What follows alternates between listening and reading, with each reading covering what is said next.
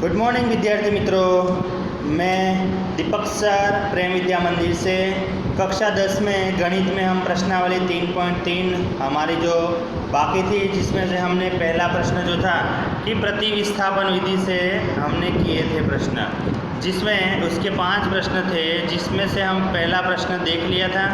तो वो प्रतिविस्थापन विधि पहला प्रश्न जो है, उसके बाद अब दूसरा प्रश्न जो है दूसरे प्रश्न का हल करते हैं, जिसमें हमको दिया है कि s माइनस टी बराबर 3 और दूसरी जो है s बटे 3 प्लस टी बटे में 2 बराबर 6। अब 3 और 2 का लसा लेंगे तो लसा के बाद उसका नया समीकरण ऐसा बनेगा कि 2s प्लस 3t बराबर 36। उसको नंबर 2 देना है।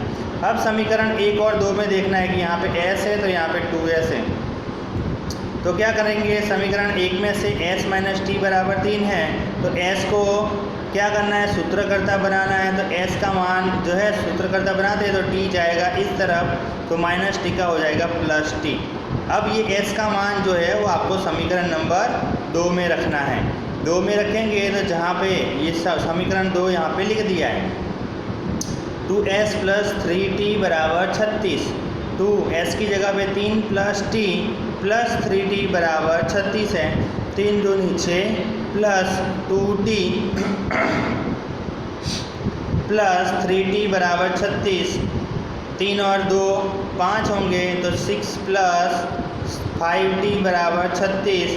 तो 5t बराबर 6 जाएगा इस तरफ, 36 में से 6 गए तो 5t बराबर होगा 30। तो t बराबर कितना होगा, 30 बटे में 5, तो आंसर आएगा 6। तो t बराबर 6 आया। अब ये t का जो मान आया, t बराबर 6 जो है वो किस में रखना है, समीकरण नंबर 1 में रखना है। तो समीकरण नंबर 1 में हम रखते हैं। तो समीकरण 1 था s बराबर 3 प्लस t की जगह पे 6, तो s बराबर आएगा 9। तो s इसके ऊपर से s बराबर 9 और t बराबर 6, ये जो हमारा उत्तर दिया हुआ है। फिर उसके बाद तीसरा प्रश्न जो था उसका भी हल यहाँ पे दिया हुआ है। तो 3x माइनस वाई बराबर 3, उसको नंबर 1 दे देंगे। 9x माइनस 3y बराबर 9, उसको भी नंबर 2 दे देते हैं। प्रतिस्थापन विधि से समीकरण 1 लेने पर क्या होगा कि 3x माइनस वाई बराबर 3, इसमें से y को सूत्रकर्ता बनाते हैं तो y जाएगा उस तरफ, तो 3 इस तरफ आएगा, तो 3x माइनस 3 बराबर y होगा। अब y का मूल्य किस में रखना है, समीकरण नंबर 2 में रखना है। समीकरण नंबर 2 है तो उसके ऊपर से हमको x वाला कोई पद मिलता नहीं है, तो x बराबर 0 है। तो x बराबर 0 होगा तो y का मूल्य क्या होगा, 3x माइनस 3 ऐसा होगा। हाँ, फिर उसके बाद चौथा जो है पॉइंट वाली जो संख्याएं हैं, तो पॉइंट वाली संख्याएं 0.2x प्लस 0.3y बराबर 1.3 है। 0.4x प्लस 0.5y बराबर 2.3 है। अब इसको हल करेंगे तो क्या होगा, पॉइंट यहाँ से निकल जाएगा। तो पॉइंट निकल गया यानी कि बटे में 10 आ गया। अब सबके बटे में 10 है तो लसा 10 लेकर सभी 10 को निकाल देते हैं, तो 2x प्लस 3y बराबर हो जाएगा 13, उसको नंबर 1 देंगे। उसी तरह दूसरे में भी आपको क्या करना है, 0.4x प्लस 0.5y बराबर 2.3 दिया है, उसमें भी नीचे 10 है तो सभी 10 जाएंगे तो बचेगा 4x प्लस 5y बराबर 23, उसको नंबर 2 देना है। अब समीकरण नंबर 1 और 2 मिल गया। अब 1 और 2 मिल जाए तो उसके बाद आपको क्या करना है, प्रतिविस्थापन विधि से समीकरण 1 का उसमें से x को सूत्रकर्ता बनाना है और फिर x बराबर आएगा 13 माइनस 3y बटे में 2। अब ये जो x का मूल्य जो है वो आपको किस में रखना है, समीकरण नंबर 2 में रखना है। तो 2 समीकरण है, 4x प्लस 5y बराबर 23 है। तो 4 गुणा 13 यहाँ पे होगा भाग, ये 2 से 2 हो जाएगा तो 13 दूनी 26 माइनस 6y प्लस 5y बराबर 23। तो इसके ऊपर से हमको y वाला जो है आंसर मिल जाएगा कि y बराबर क्या होगा, 26 माइनस 30 करेंगे तो y बराबर 3। अब ये y का मूल्य जो है वो किस में रखेंगे, समीकरण नंबर 1 में रखते हैं। तो एक था x बराबर 13 माइनस 3y बटे में 2, तो उसमें y की जगह पे क्या रखना है, 3 रखना है। तो y की जगह पे 3 रखेंगे, उसका जो जोड़ घटाव प्लस माइनस बटे में जो भी है वो करेंगे तो x बराबर 2 आएगा। तो इसका हल क्या होगा कि x बराबर 2 और y बराबर 3 बराबर। फिर उसके बाद 5वां प्रश्न है अंडर रूट वाला। तो यहाँ पे जो भी दिए होंगे समीकरण उसको नंबर 1, इसका समीकरण जो है उसको नंबर 2 दे देना है। समीकरण 1 में से अब किसको सूत्रकर्ता बनाते हैं तो x को करते हैं तो x बराबर होगा माइनस अंडर रूट 3y बटे में अंडर रूट में 2। तो x का मान हमको समीकरण 2 में रखना है तो ऐसा होगा under root 3x minus under root 8y बराबर 0। तो x की जगह पे माइनस अंडर रूट 3y बटे में अंडर रूट में 2 माइनस अंडर रूट 8y बराबर 0। उसका हल करेंगे तो आंसर आएगा y बराबर 0। अब y बराबर 0 का जो मूल्य है वो किस में रखना है, समीकरण नंबर 1 में रखना है। तो x बराबर क्या आएगा, x बराबर भी आंसर आएगा 0। तो x बराबर भी 0 और y बराबर भी 0 होगा। फिर उसके बाद 5वां जो है जिसमें 3x बटे 2 माइनस 5y बटे में 3 बराबर -2 है। तो यहाँ पे बटे वाली संख्या है तो बटे वाली संख्या का हम क्या करेंगे, लसा ले लेंगे, हल करेंगे तो उसके ऊपर से नया समीकरण बनेगा। जो नया समीकरण होगा वो है 9x माइनस 10y बराबर -12, उसको समीकरण नंबर 1 देंगे।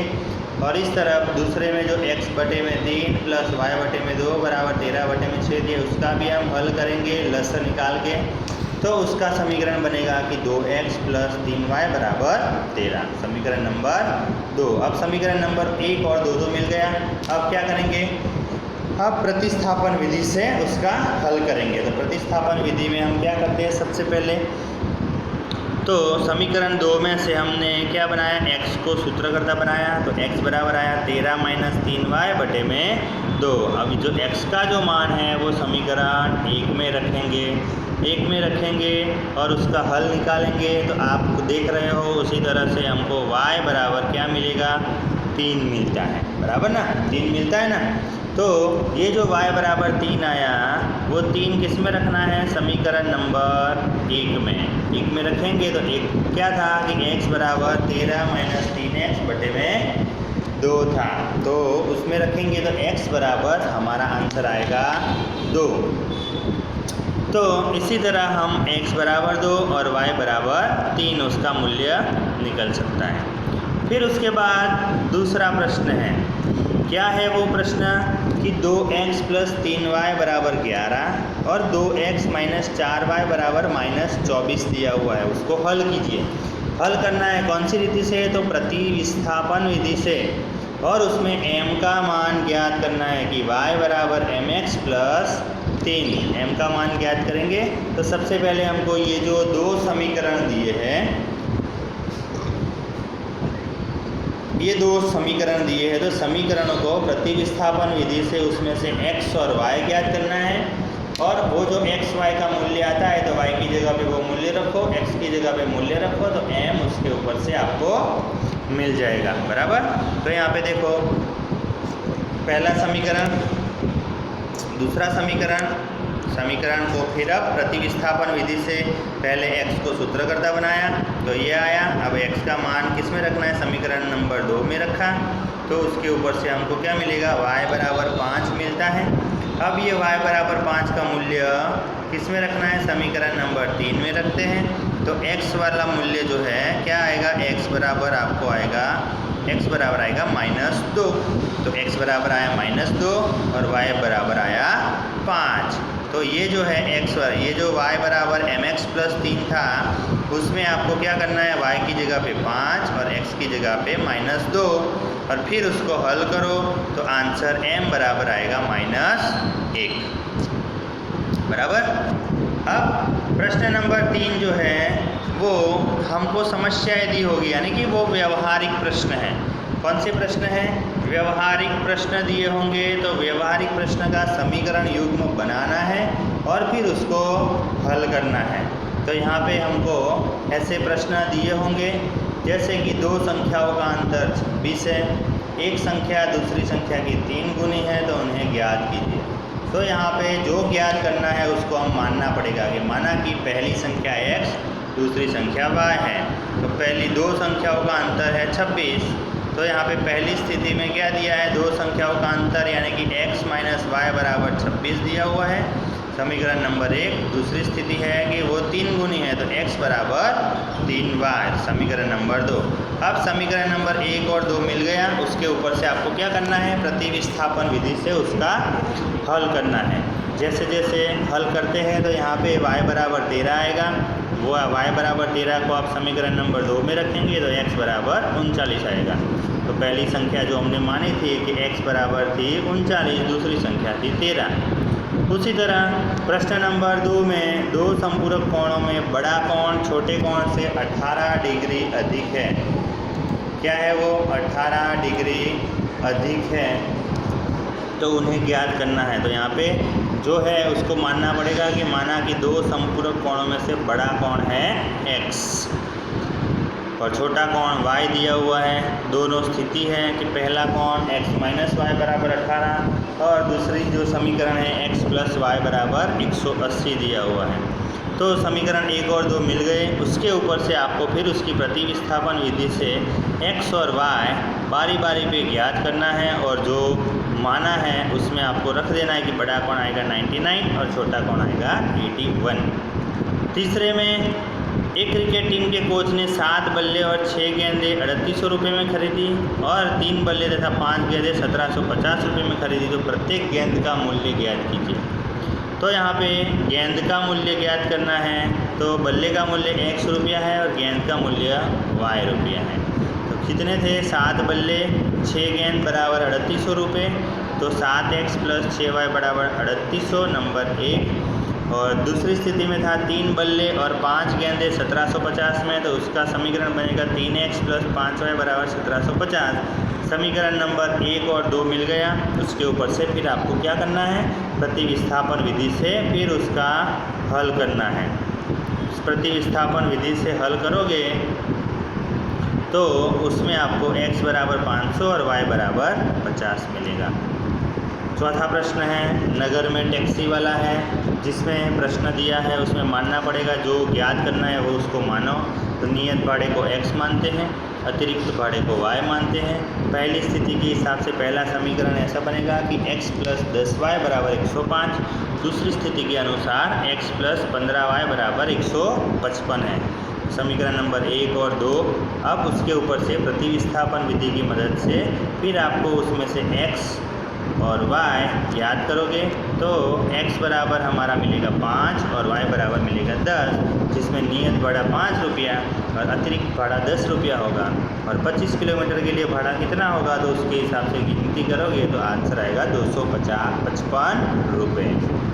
ओके, पांचवा प्रश्न है, किसी भिन्न के अंश और दोनों में जोड़ दिया जाए। तो यहाँ पे जो भिन्न है वो भिन्न को मानना पड़ेगा कि भिन्न में अंश और हर दोनों आते हैं। अंश को x मानो, हर को y मानो, तो भिन्न संख्या होगी हमारी x बटे में y। तो यहाँ पे दोनों में जोड़ना है तो x प्लस 2 बटे में y प्लस 2, 9 बटे 11 होगा। इसको हल करो तो आंसर आएगा 11x माइनस 9y बराबर -4, समीकरण नंबर 1 आएगा। और दूसरी स्थिति के अनुसार x उसका समीकरण बनेगा 6x माइनस 5y बराबर -3 होगा। अब समीकरण नंबर 1 और 2 में प्रतिविस्थापन विधि के अनुसार आंसर ज्ञात करो, तो जिसमें आंसर आएगा x बराबर 7 और फिर y बराबर आएगा 9। तो जो भिन्न था हमारा x बटे y, तो x की जगह पे 7 और y की जगह पे 9। छठा प्रश्न है, जैकब की आयु और उसके पुत्र की आयु ज्ञात करनी है, जिसमें हमने जैकब की आयु को x मान लिया है और उसके पुत्र की आयु को y मान लिया है। पहली स्थिति के अनुसार उसका समीकरण ऐसा बनता है x माइनस 3y बराबर 10। दूसरी स्थिति के अनुसार उसका समीकरण x माइनस 7y बराबर -30 बनता है। अब वो समीकरण दोनों के ऊपर से आपको फिर प्रतिविस्थापन विधि लगानी है और फिर उसमें से आपको आंसर निकालना है, तो 40 वर्ष और 10 वर्ष आएगा, बराबर। ओके, तो आज जो है ये प्रश्नावली 3.3 आपकी समाप्त होती है। जो प्रश्नावली आपको प्रतिविस्थापन विधि से ही करनी है, उसके बाद अब जो नई विधि आएगी जो प्रश्नावली 3.4 में होगी, तो विलोपन विधि वो नेक्स्ट लेक्चर में आपको करवाएंगे। Okay, thank you.